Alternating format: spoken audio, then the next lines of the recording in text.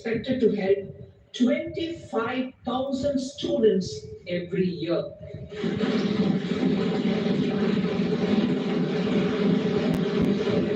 Education loans for helping our youth who have not been eligible for any benefit under government schemes and policies. I am happy to announce a financial support for loans up to 10 lakh rupees for higher education in domestic institutions.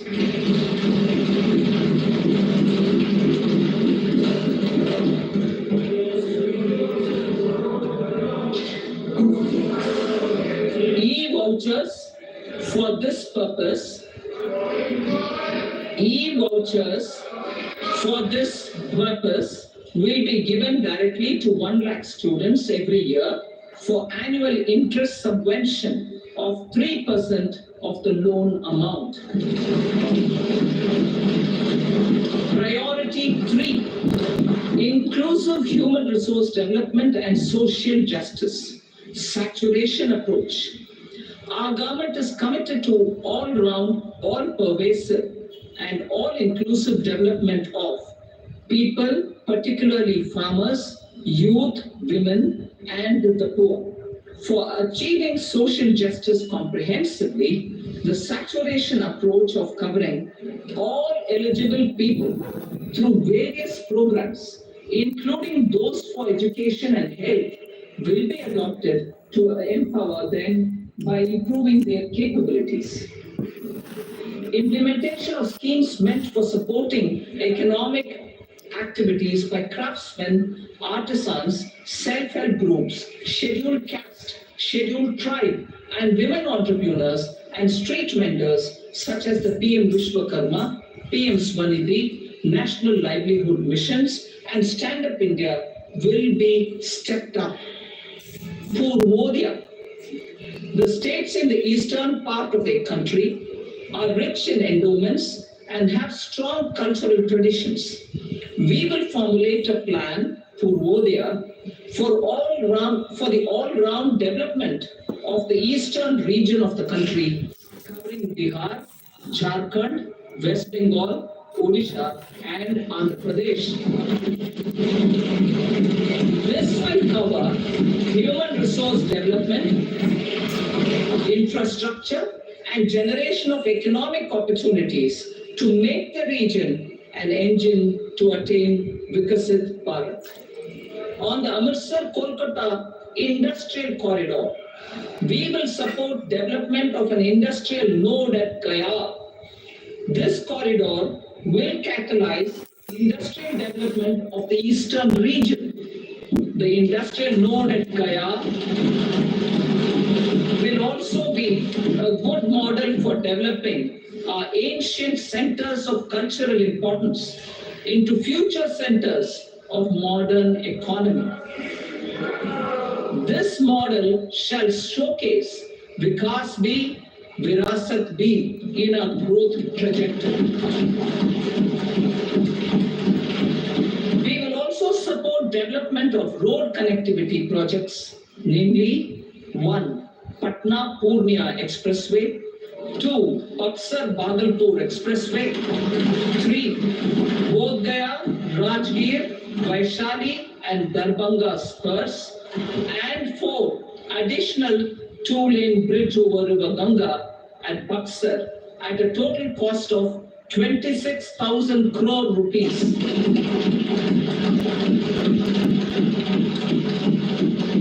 Power projects, including setting up of a new 2,400 megawatt power plant at Pir Painti, will be taken up at a cost of 21,400 crore rupees.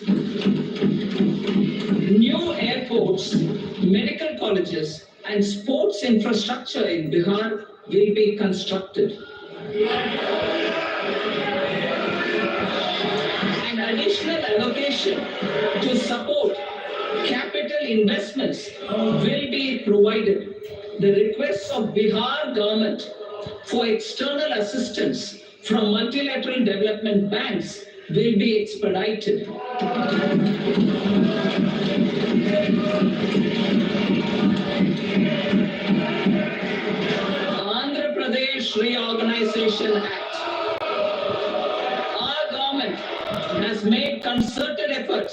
to fulfill the commitments in Andhra Pradesh Reorganization Act.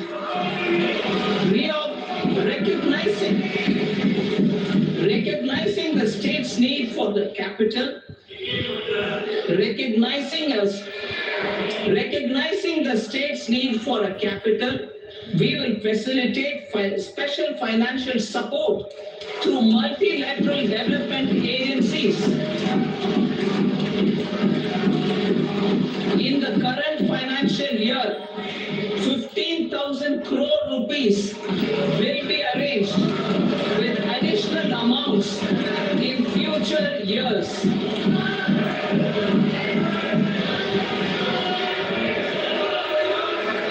Our government is fully committed to financing and early completion of the Polavaram irrigation project, which is the lifeline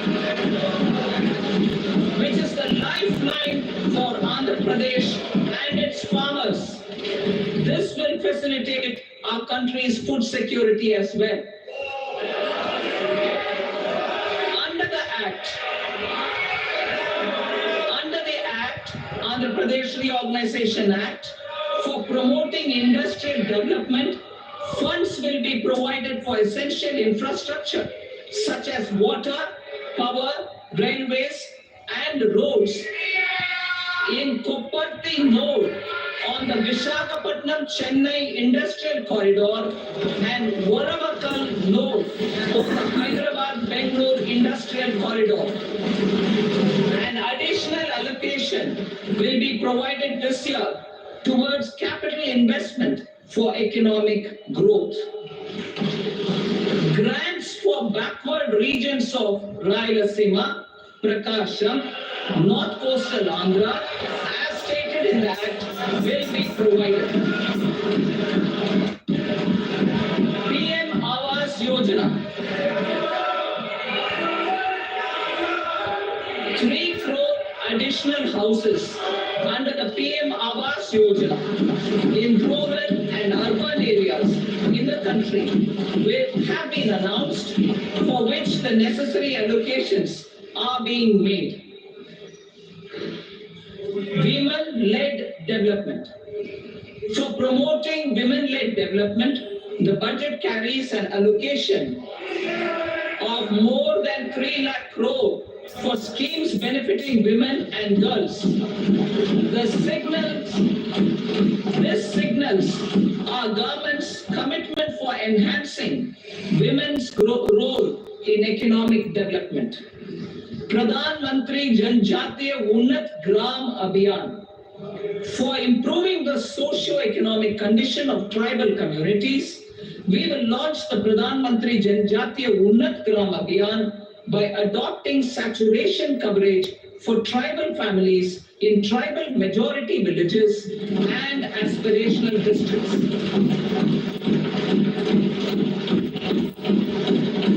This will cover 63,000 villages, benefiting 5 crore tribal people. Bank branches in northeastern region. More than 100 branches of India Post Payment Bank will be set up in the northeast region to expand the banking services.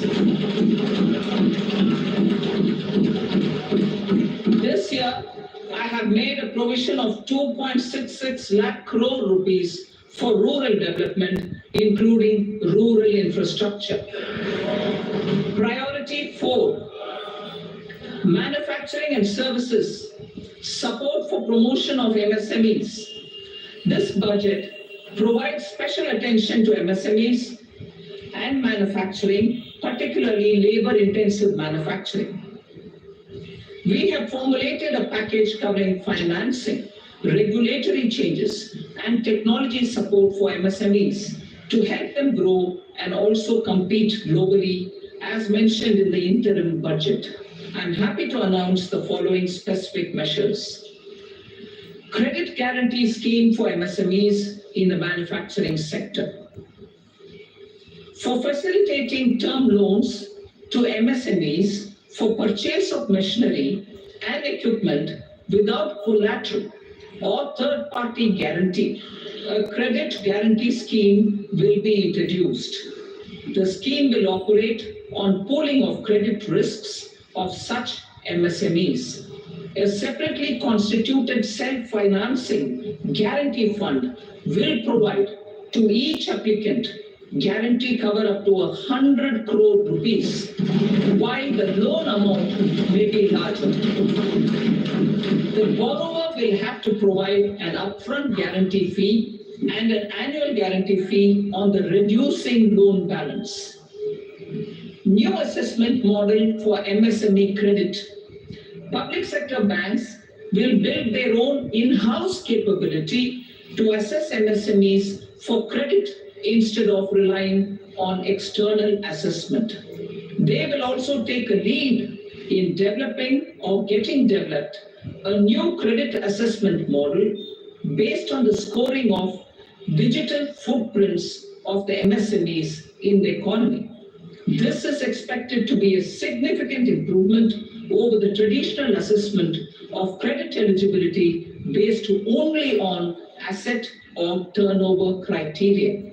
That will also cover MSMEs without a formal accounting system.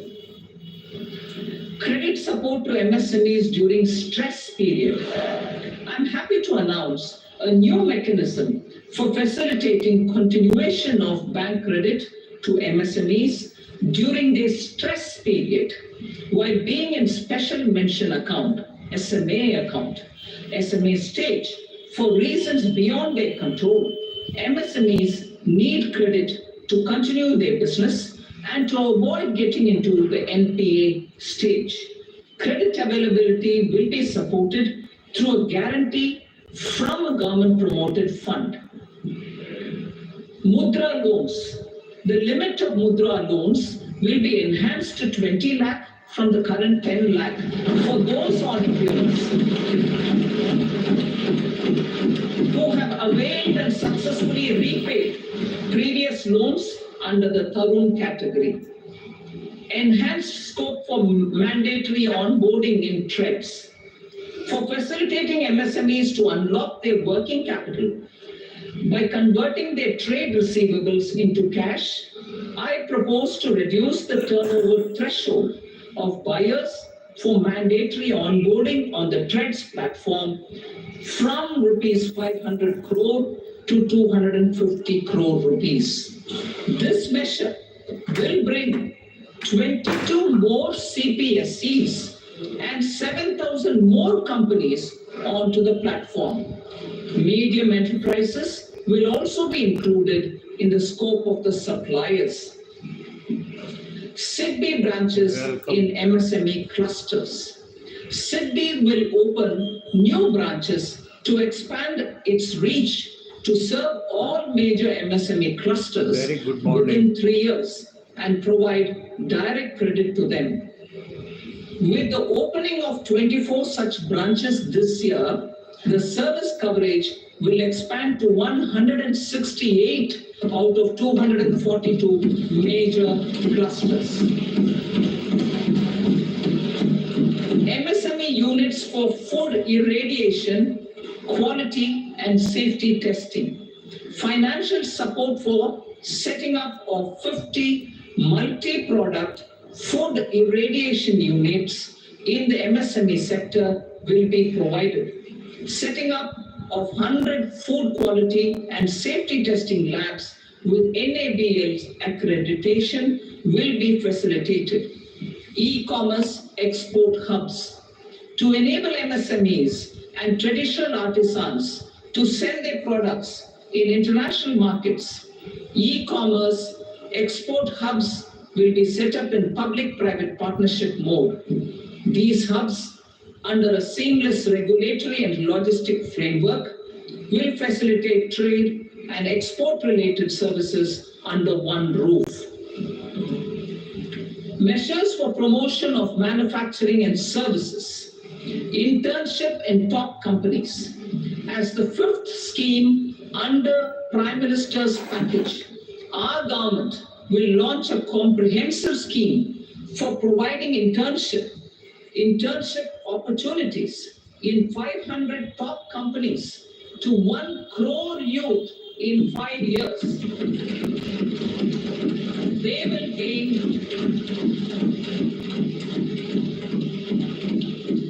will gain exposure for 12 months to real-life business environment, varied professions, and employment opportunities. An internship allowance of 5,000 per month, 5,000 rupees per month, along with a one-time assistance of 6,000 rupees will be provided. Companies will be expected to bear the training cost and 10% of their internship cost from their CSR funds. Industrial parks. Our government will facilitate development of investment-ready, plug-and-play industrial parks with complete infrastructure in or near 100 cities in partnership with the states and private sector by better using town planning schemes. 12 industrial parks under the National Industrial Corridor Development Program also will be sanctioned.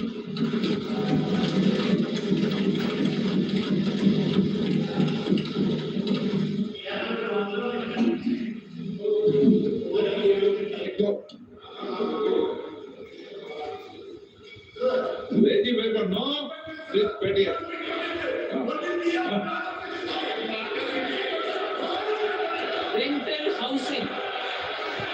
Rental housing with dormitory type accommodation for industrial workers will be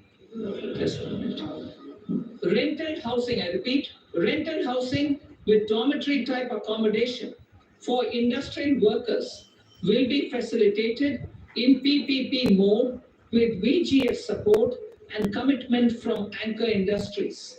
Shipping industry, ownership, leasing, and flagging reforms will be implemented to improve the share of Indian shipping industry and generate more employment. Critical mineral mission. We will set up a critical mineral mission for domestic production, recycling of critical minerals, and overseas acquisition of critical mineral assets. Its mandate will include technology development, skilled workforce, extended producer responsibility framework, and a suitable financing mechanism. Offshore mining of minerals. Our government will launch the auction of the first tranche of offshore blocks for mining, building on the exploration already carried out. Digital public infrastructure applications. Turning to the services sector, I propose development of DPI applications at population scale for productivity gains, business opportunities, and innovation by the private sector. These are planned in the areas of credit, e-commerce, education, health, law and justice, logistics, MSME service delivery, and urban governance. Integrated technology platform for IDC ecosystem. An integrated technology platform will be set up for improving the outcomes under the Insolvency Bankruptcy Code for achieving consistency, transparency, timely processing, and better oversight for all stakeholders. Voluntary closure of LLPs. The services of the Center for Processing Accelerated Corporate Exit, CPACE, will be extended for voluntary closure of LLPs to reduce the closure times. National Company Law Tribunals. The IBC has resolved more than 1,000 companies, resulting in direct recovery of 3.3 lakh crore to creditors. 3.3 lakh crore rupees to creditors. In addition, 28,000 cases involving over 10 lakh crore rupees have been disposed of even prior to admission. Appropriate changes to the IBC, reforms and strengthening of the tribunal and appellate tribunals will be initiated to speed up insolvency resolution. Additional tribunals will be established. Out of those, some will be notified to decide cases exclusively under the Companies Act. Debt recovery. Steps for reforming and strengthening debt recovery tribunals will be taken. Additional tribunals will be established to speed up recovery. Priority 5, urban development. Cities as growth hubs. Working with states, our government will facilitate development of cities as growth hubs.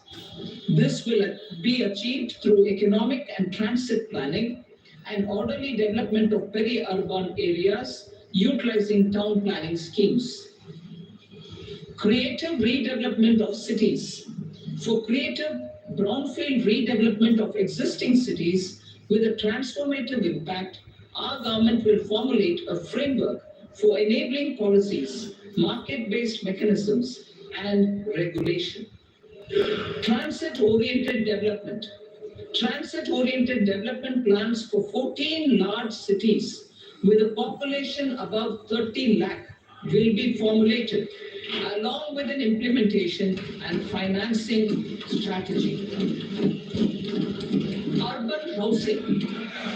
Under the PM Awas Yojana, Urban 2.0, housing needs of 1 crore urban poor and middle class families will be addressed with an investment of 10 lakh crore rupees.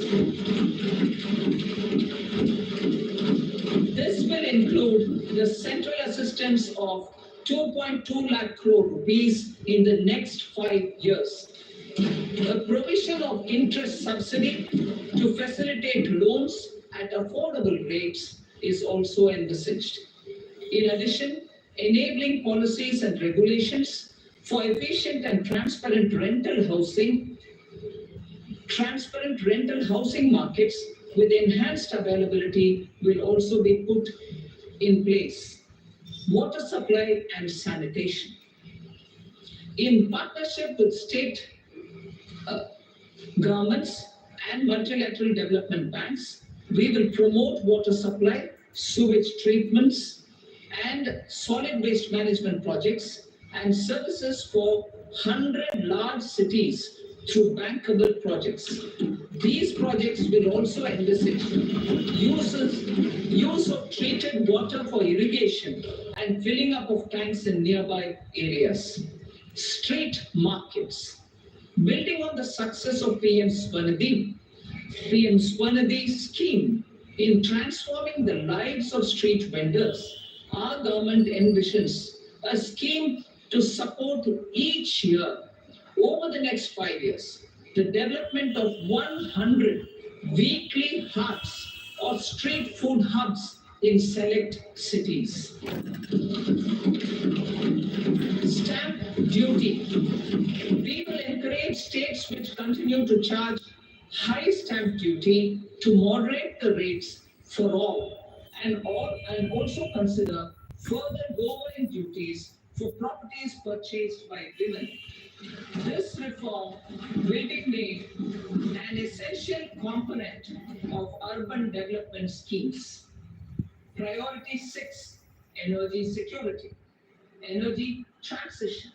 In the interim budget, I had announced our strategy to sustain high and more resilient environmental sustainability. PM Surya Ghar Muft Bijli Yojana. PM Surya Ghar Muft Bijli Yojana. In line with the announcement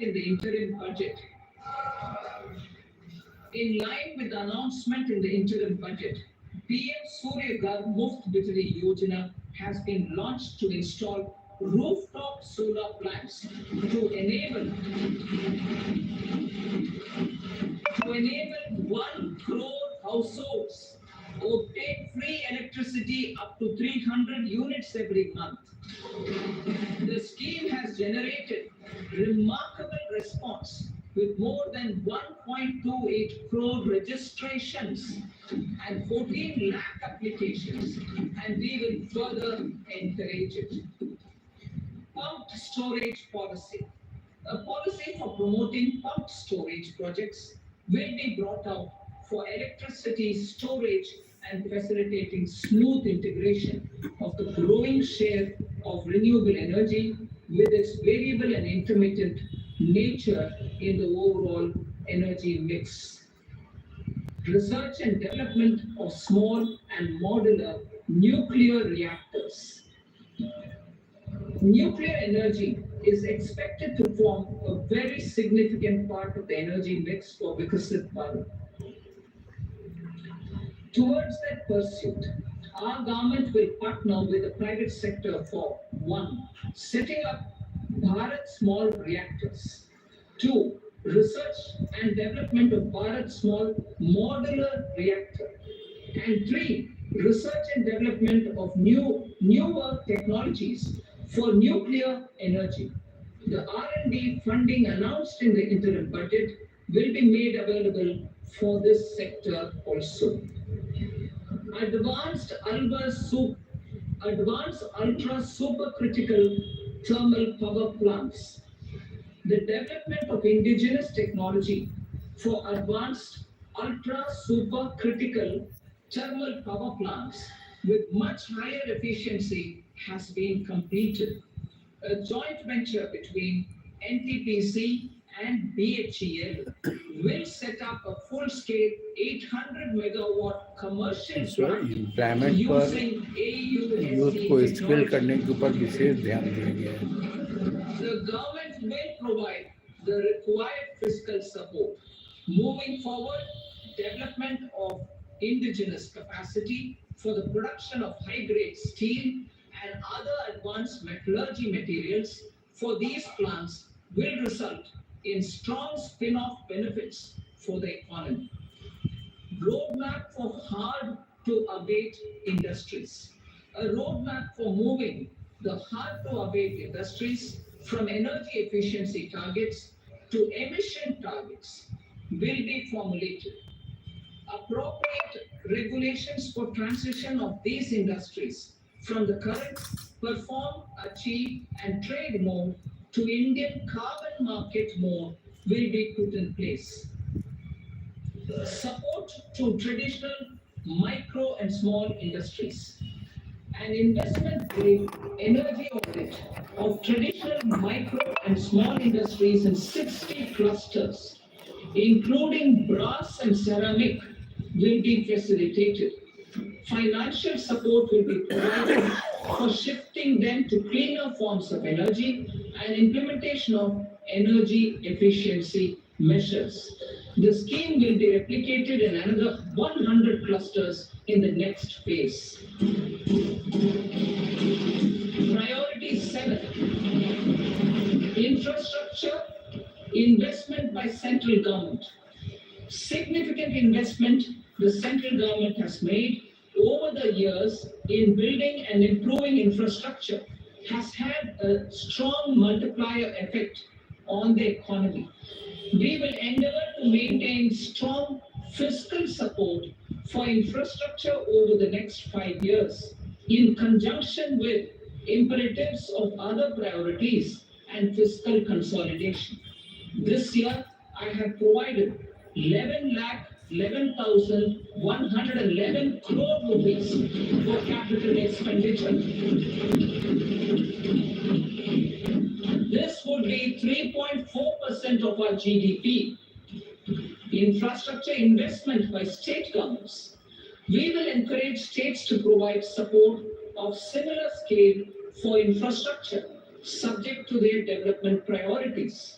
The provision of 1.5 lakh crore rupees for long-term interest-free loans have been made this year also to support the states in their resource allocation. Private investment in infrastructure. Investment in infrastructure by private sector will be promoted through viability gap funding and enabling policies and regulations. A market-based financing framework will be brought out.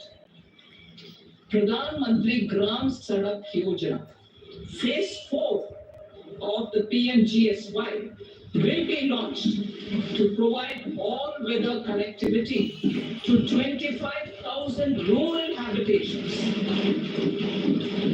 which have become eligible in view of their population increase. Irrigation and flood mitigation. Bihar has frequently suffered from floods, many of them originating outside the country. Plans to build flood control structures in Nepal are yet to progress. Our government, through the Accelerated Irrigation Benefit Program and other sources, will provide financial support for projects with estimated cost of 11,500 crore rupees, such as the Kosi-Nichi intra-state link and 20 other ongoing and new schemes, including barrages, river pollution abatement, and irrigation projects. In addition, survey and investigation of Kosi-related flood mitigation and irrigation projects will be undertaken.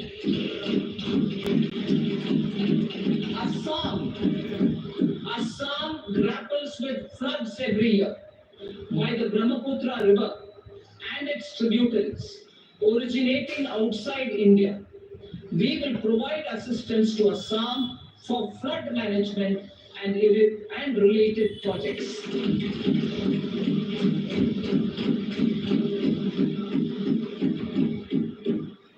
Himachal Pradesh suffered extensive losses due to floods last year. Our government will provide assistance to the state for reconstruction and rehabilitation through multilateral development.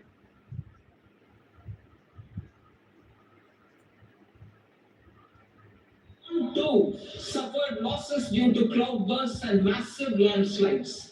We will provide assistance to the state. Recently, Sikkim witnessed devastating flash floods and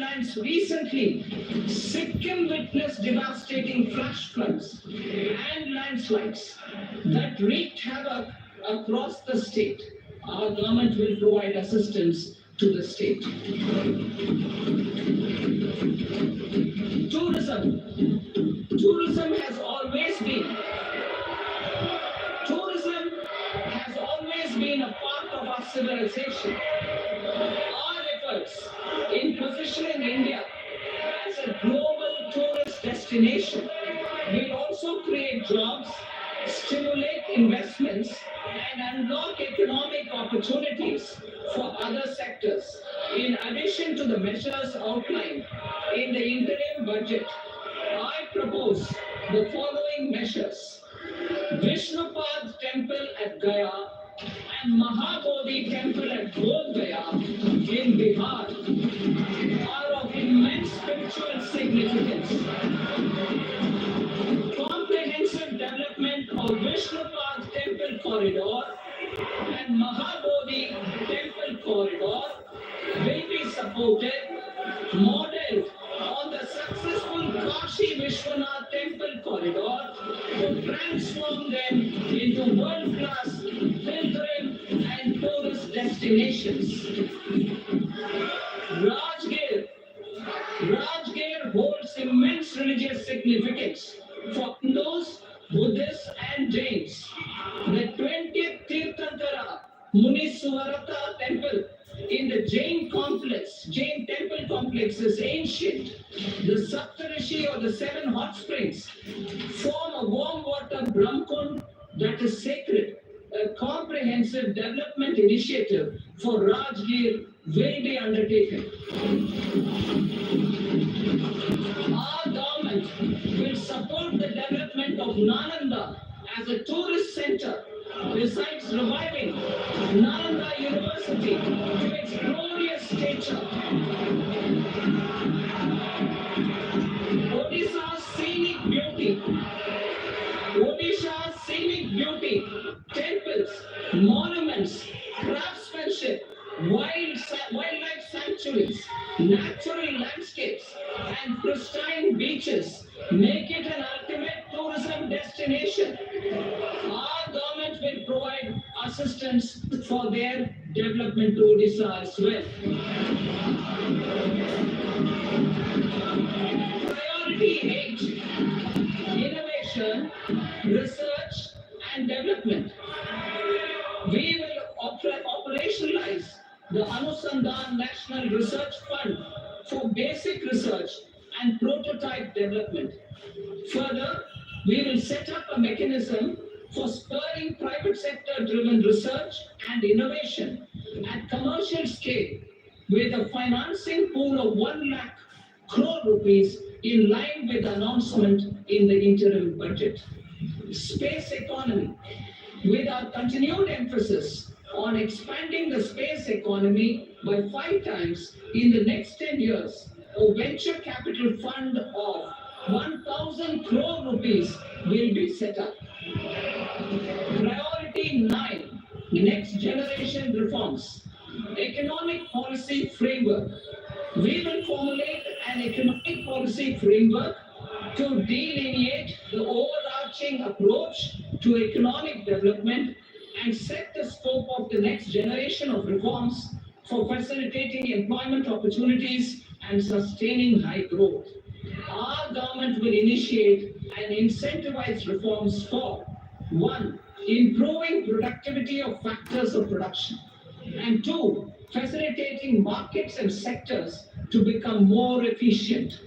These reforms will cover all factors of production, namely land, labor, capital, and entrepreneurship, and technology as an enabler of improving total factor productivity and bridging inequality. Effective implementation of several of these reforms requires collaboration between the center and the states and building consensus as development of the country lies in development of the states. For promoting competitive federalism and incentivizing states for faster implementation of reforms, I propose to earmark a significant part of the 50-year interest-free loan. Working the states, we will initiate the following reforms.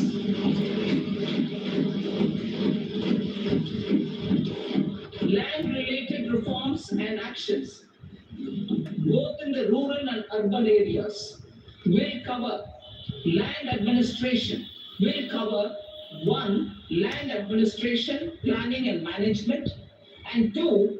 Urban planning usage and building bylaws. These will be incentivized for completion within the next 3 years through appropriate fiscal support. Rural land-related actions. Rural land-related actions will include 1. Assignment of unique land parcel identification number, UL PIN, or Bhu Aadhaar for all lands. 2. Digitization of cadastral maps. 3. Subdivisions, survey of mapped subdivisions as per current ownership. 4. Establishment of land registry. And 5. Linking to the farmers registry. These actions will also facilitate credit flow and other agricultural services. Urban land-related actions. Land records in urban areas will be digitized with GIS mapping. An IT-based system for property record administration, updating, and tax administration will be established. These will also facilitate improving the financial position of urban local bodies. Labor-related reforms. Services to labor. Our government will facilitate the provision of a wide array of services to labor, including those for employment and skilling. A comprehensive integration of e-Shram portal with other portals will facilitate such one-stop solution. Open architecture databases for the rapidly changing labor market, skill requirements, and available job roles, and a mechanism to connect job aspirants with potential employers and skill providers will be covered in these services. Shram Suvidha and Samadhan portal. Shram Suvidha and Samadhan portal will be revamped to enhance ease of compliance for industry and trade. capital and entrepreneurship related reforms, financial sector vision and strategy. For meeting financing needs of the economy, our government will bring out a financial sector vision and strategy document to prepare the sector in terms of size, capacity, and skills. This will set the agenda for the next 5 years and guide the work of the government, regulators, financial institutions, and market participants. Taxonomy for climate finance. We will develop taxonomy for climate finance for enhancing the availability of capital for climate adaptation and mitigation. This will support achievement of the country's climate commitments and green transition. Variable capital company structure. We will seek the required legislative approval for providing an efficient and flexible mode for financing leasing of aircrafts and ships and pooled funds of private equity through a variable company structure. Foreign direct investment and overseas investment. The rules and regulations for foreign direct investment and overseas investments will be simplified to 1. Facilitate foreign direct investments, 2. Nudge prioritization, and 3. Promote opportunities for using Indian rupee as a currency for overseas investment. NPS Vatsalya. NPS Vatsalya, a plan for contribution by parents and guardians for minors, will start. On attaining the age of majority, the plan can be converted seamlessly into a non-NPS payment. Use of technology. We have successfully used technology for improving productivity and bridging inequality in our economy during the past 10 years.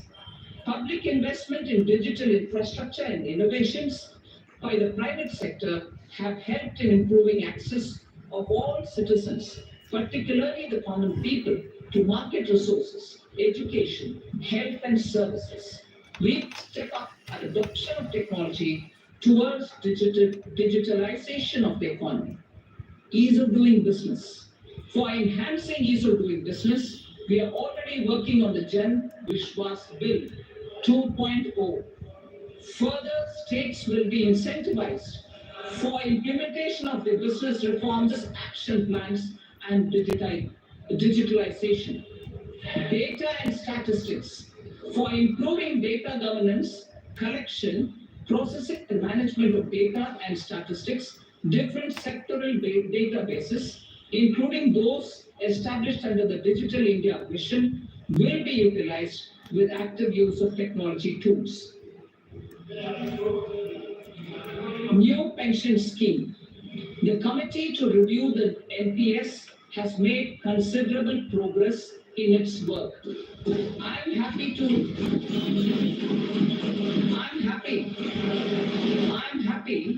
that the staff side of the National Council of the Joint Consultative Machinery for Central Government Employees has taken a constructive approach. A solution will be evolved which addresses the relevant issues while maintaining fiscal prudence to protect the common citizens. Budget estimates for 24-25. For the year 24-25, total receipts other than borrowings and the total expenditure are estimated at 32.07 lakh crore rupees and 48.21 lakh crore rupees respectively. The net tax receipts are estimated at 25.83 lakh crore rupees. The fiscal deficit is estimated at 4.9% of the GDP. The gross and the net market borrowings through dated securities during 24-25 are estimated at 14.01 lakh crore rupees and 11.63 lakh crore rupees respectively. Both will be less than that in 23-24.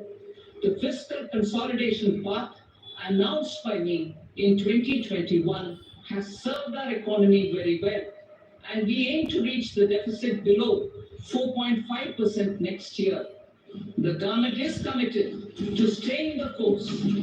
From 2026-27 onwards, our endeavor will be to keep the fiscal deficit each year such that the central government's debt will be on a declining path as percentage of GDP. I will now move to part B.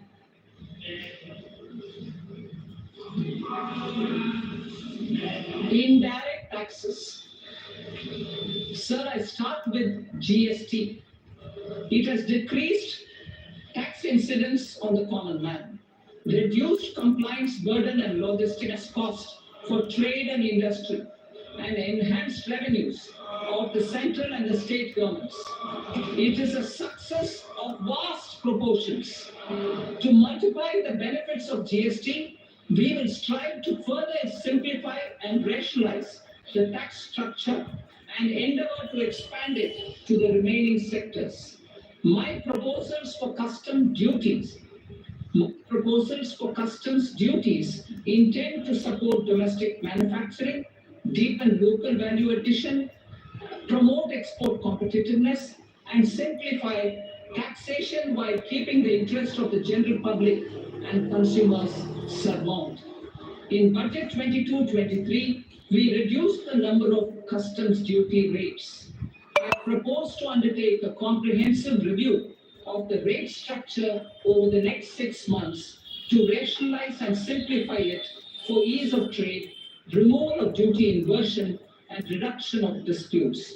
I shall now take up sector-specific customs duty proposals. Medicine and medical equipments. To provide relief to cancer patients, I propose to fully exempt 3 more medicines from customs duty.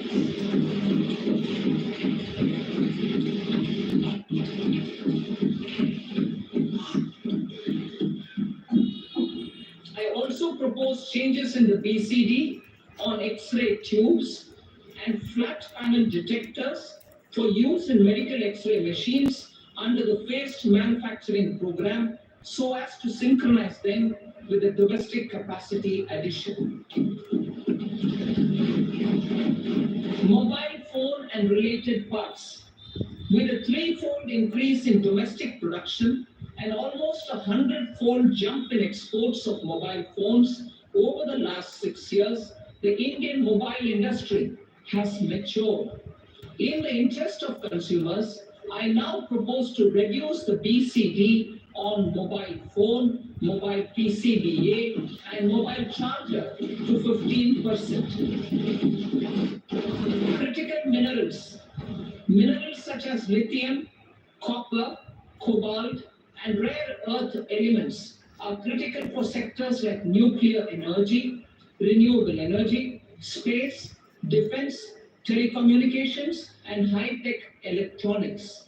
I propose to fully exempt customs duties on 25 critical minerals and reduce BCD on 2 of them.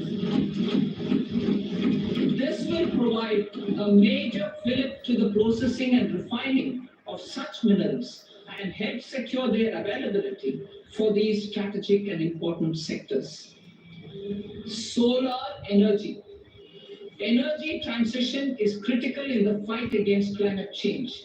To support energy transition, I propose to expand the list of exempted capital goods for use in the manufacture of solar cells and panels in the country.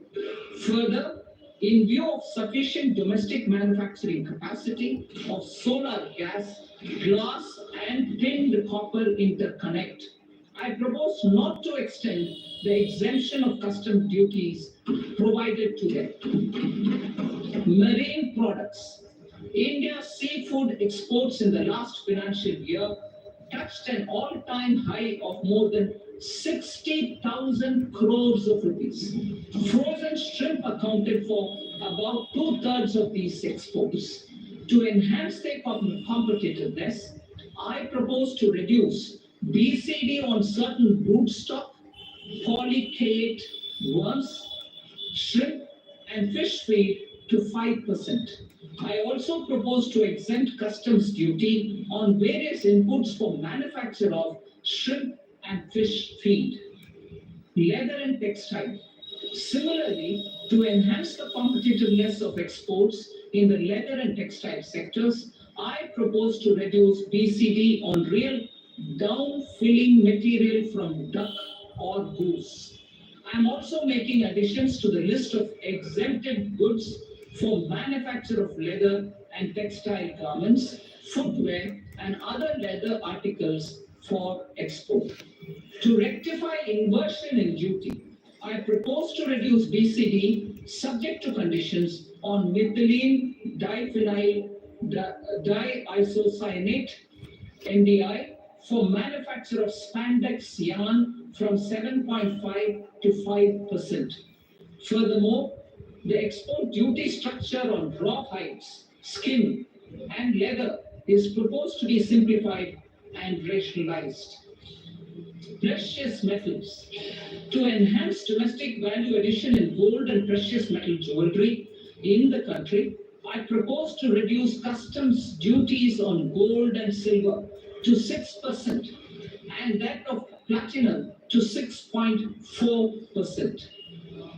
Other metals, steel and copper are important raw materials. To reduce their cost of production, I propose to remove the BCD on ferronickel and blister copper. I am also continuing with nil BCD on ferrous scrap and nickel cathode and concessional BCD of 2.5% on copper scrap. Electronics. To increase value addition in the domestic electronics industry, I propose to remove the BCD subject to conditions on oxygen-free copper for manufacture of resistors. I also propose to exempt certain parts for manufacture of connectors. Chemicals and petrochemicals. To support existing and new capacities in the pipeline, I propose to increase the BCD on ammonium nitrate from 7.5% to 10%. Plastics. PVC flex panels are non-biodegradable and hazardous for environment and health. To curb their imports, I propose to raise the BCD on them from 10 to 25%. Telecommunication equipment. To incentivize domestic manufacturing, I propose to increase the BCD from 10 to 15% on PCBA of specified telecom equipment. Trade facilitation. To promote domestic aviation and boat and ship MRO, I propose to extend the period for export of goods imported for repairs from 6 months to 1 year. I'll read that again. To promote domestic aviation and boat and ship maintenance, repair and operations, I propose to extend the period for export of goods imported for repairs from 6 months to 1 year.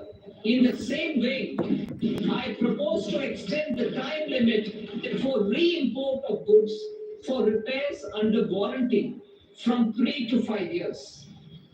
I now move to direct taxes. We will continue our efforts to simplify taxes, improve taxpayer services, provide tax certainty, and reduce litigation while enhancing revenues for funding the development and welfare schemes of the government. It has been our endeavor to simplify taxation. We have taken a number of measures in the last few years, including introduction of simplified tax regimes without exemptions and deductions for corporate tax and for personal income tax. This has been appreciated by taxpayers. 58% of corporate tax came from the simplified tax regime in the financial year 22-23.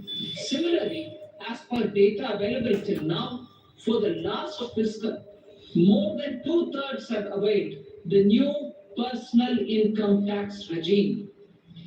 Comprehensive review of the Income Tax Act. I'm now announcing a comprehensive review of the Income Tax Act 1961. The purpose is to make the Act concise, lucid, easy to read and understand. This will reduce disputes and litigation, thereby providing tax certainty to the taxpayers. I will also bring down the demand embroiled in litigation. It is proposed to be completed in 6 months.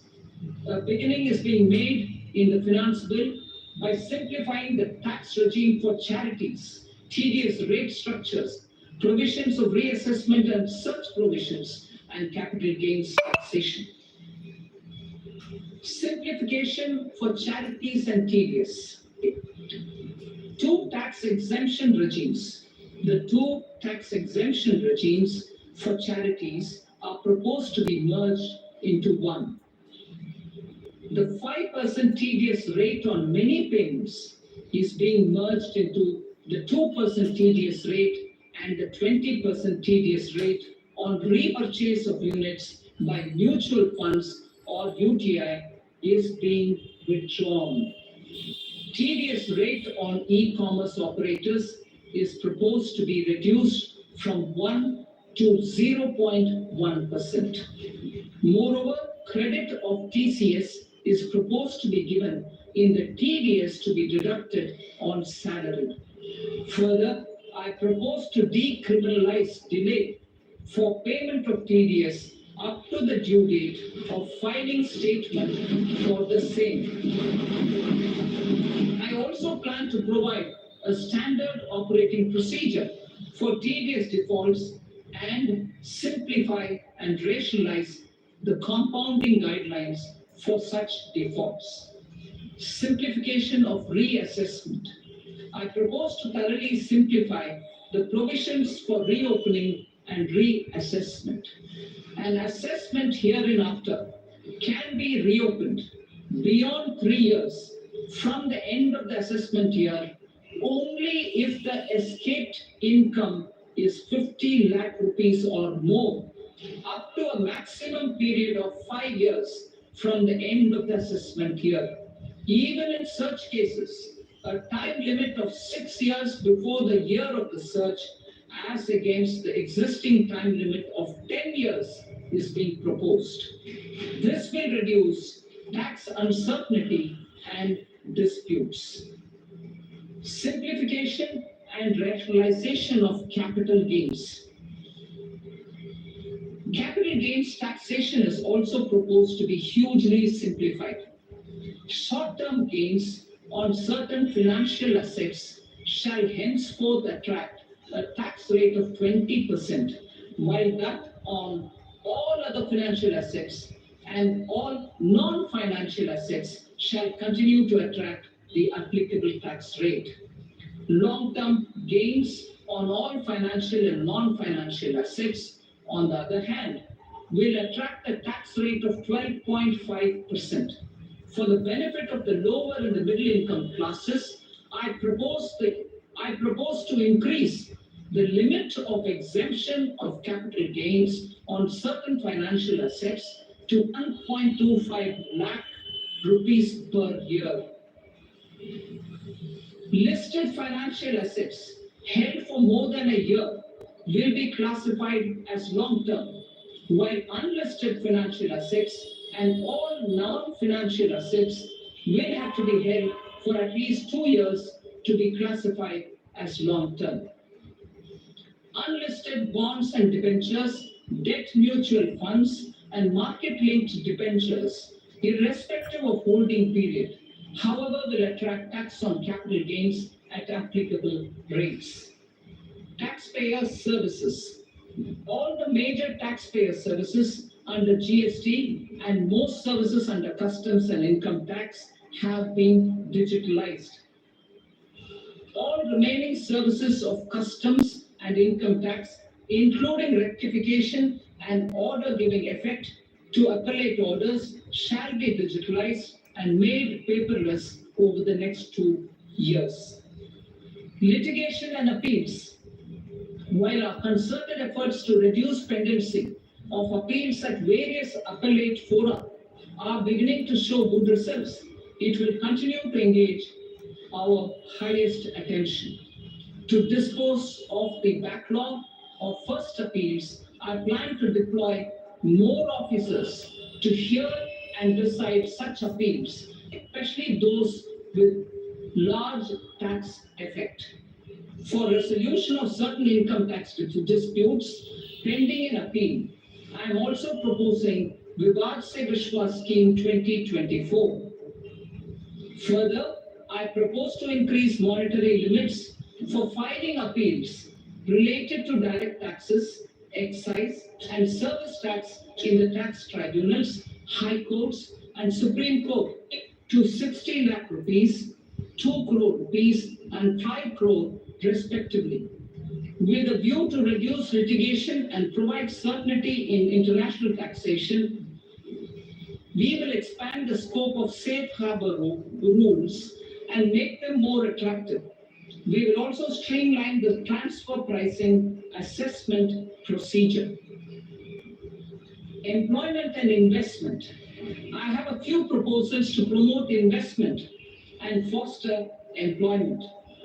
First of all, to bolster the Indian startup ecosystem, boost the entrepreneurial spirit, and to support innovation, I propose to abolish the so-called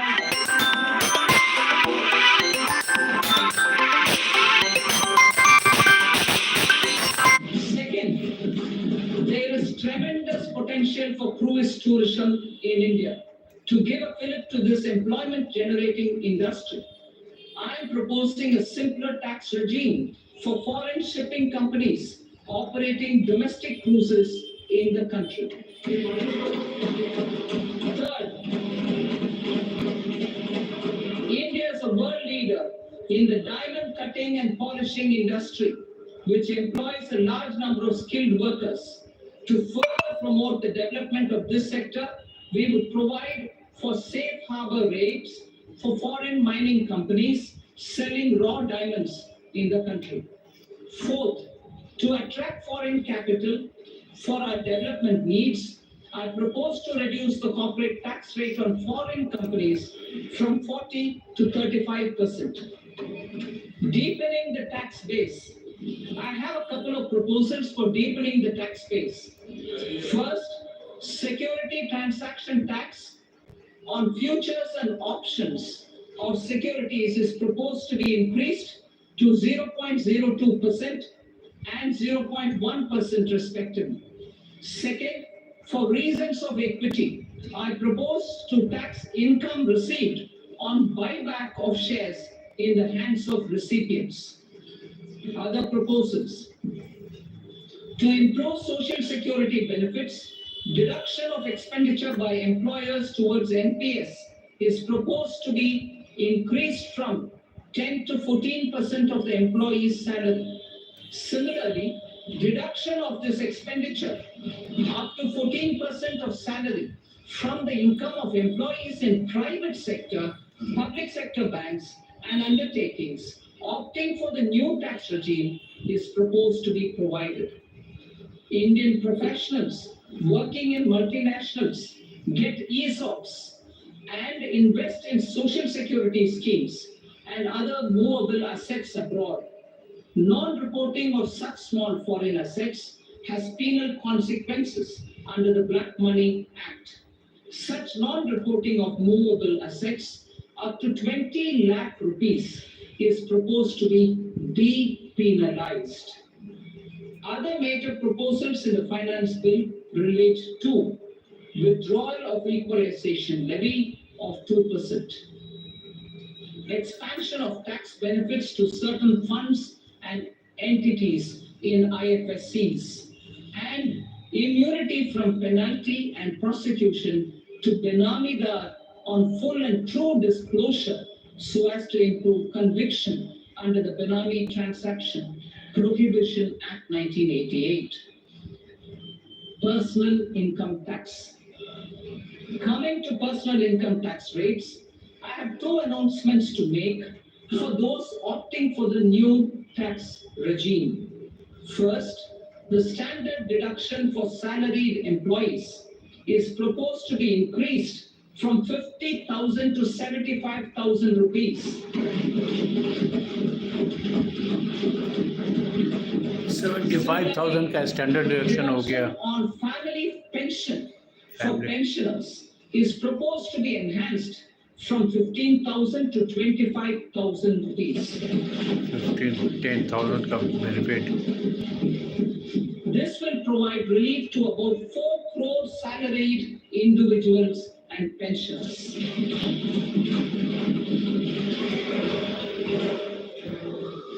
Second, in the new tax regime, the tax rate structure is proposed to be revised as follows.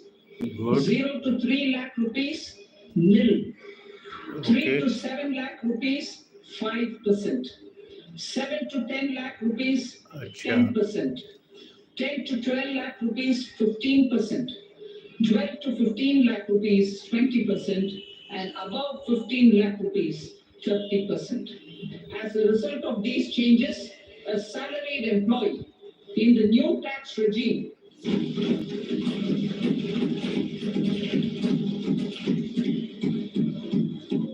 apart from these, I am also making some other changes as given in the annexure. As a result of these proposals, revenue of about 37,000 crore, revenue of about 37,000 crore, that is 29,000 crore in direct taxes and 8,000 crore in indirect taxes will be foregone, while revenue of about 30,000 crore rupees will be additionally mobilized. Thus, the total revenue foregone is about 7,000 crores annually. Jai Hind. तो ये 2024 का budget Nirmala Sitharaman ji ने पेश कर दिया. Item number 2. Item number 2 budget पे.